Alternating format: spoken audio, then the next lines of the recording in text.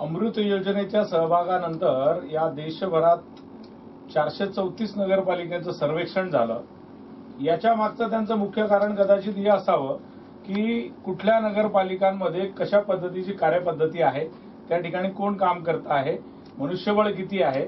परंतु ज्या वेळेला हे सर्वेक्षण झालं त्यावेळेला मी तर हे म्हणेल की सर्वेक्षणाच्या वेळेला सर्वेक्षण करणारे जे होते त्यांना आपण कशा पद्धतीने आपल्या शहराची जी आखणी आहे त्या आखणीमध्ये ज्या आता युवराज भाऊंनी सांगितलं की निकष कोणकोणचे होते, कसे होते, त्या निकषांप्रमाणे जे सर्वे करणारे आलेले होते त्यांना सत्ताधारी असतील, अध्यक्ष असतील किंवा मुख्याधिकारी असतील यांनी त्यांच्यासोबत मीटिंग करून आपण नेमकं कशासाठी आलात, आपल्याला काय हवं आहे, आपले काय निकष आहे हे जाणून घेणं प्रथमतः प्राथमिक ही त्याची गरज होती।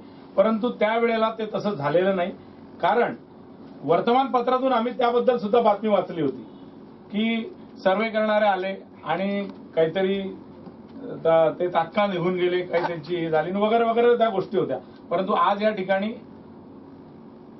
जगन भाऊंनी ज्या पद्धतीने सांगितलं, युवराज भाऊंनी सांगितलं, परंतु जी सत्यता समोर आलेली आहे आणि भारत सरकारने जो काही क्रमांक स्वच्छता आणि अस्वच्छतेच्या दरम्यान आपल्याला दिलाय त्याला टाळता येणार नाही।